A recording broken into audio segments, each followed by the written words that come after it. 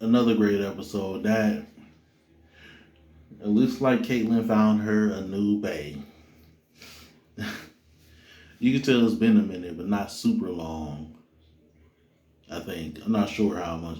I feel like it's probably been a couple of months, but she found her a new bae and someone. I don't think she even got that far with Vi, but it also didn't take her long to move on, at least physically. I don't know how emotionally. It felt like there's some like genuine connection and chemistry there, but also that she does have a priority, but got her a new boo, huh?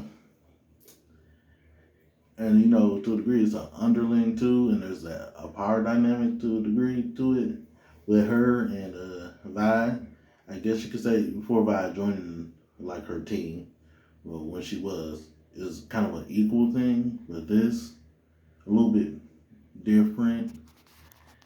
And then you got what I didn't expect. I'm gonna get back to the investors real quick because I didn't say it. Was the councilman that was in the wheelchair possibly going to see Victor to get his legs fixed? Now that would be interesting because with if he does go and he does get fixed, would he become a follower of Victor's, or would this give him I don't know a boost in confidence to vie for more power? I'm curious about that because he knows like with the girl he got applying like the shimmer to him that her essentially stroking his ego. He know that's what she doing and that's what he hired her for. But I'm curious. I didn't think we were gonna go that way with him or you get more of him. But I'm curious to see where it goes. Now with Mbessa in her right hand. I like their relationship in the sense that you can tell he cares.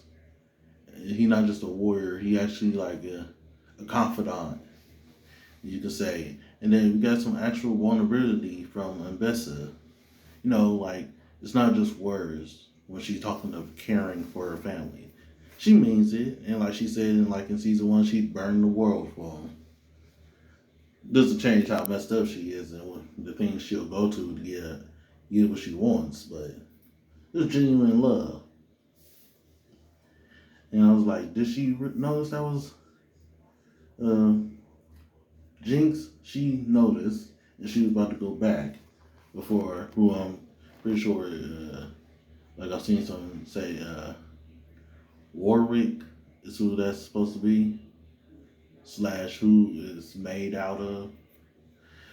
But also, just I was wondering if the bugs were actually that big or they weren't that big. It was just perspective, and you can see like Jinx definitely has charisma to like gather a following. But just seeing her and Isha bond more was nice, and seeing Isha speak through sign language, and I wasn't expecting that character from the trailers to be Isha, but it was. Also, like Samika's hair, she lost that arm again. I mean, it's more so broken; it could probably be repaired. But I mean, she was getting in some licks though with just her single arm.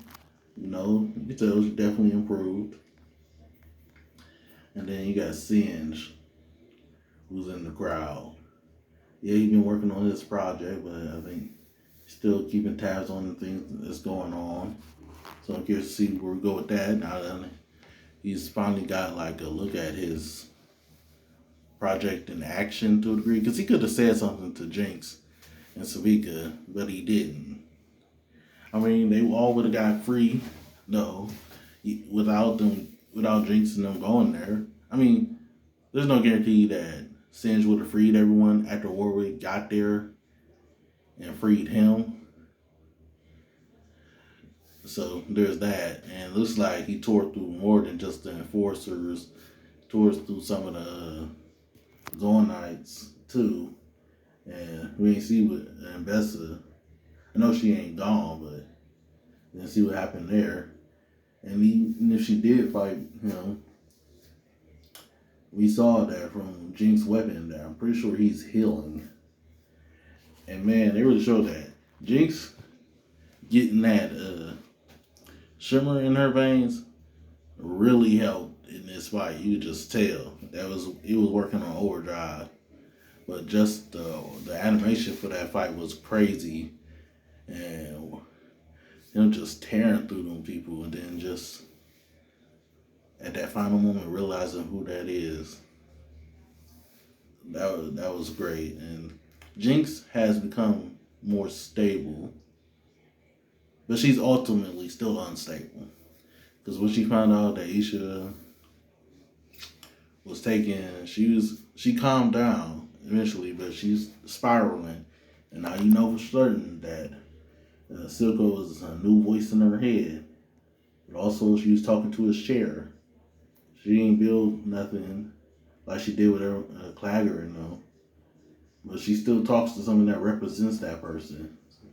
It was his chair, and man, it was just a great episode, man. I know the next two are probably gonna be fantastic too, because I just really enjoyed this one and this build up. So I'm like, but also with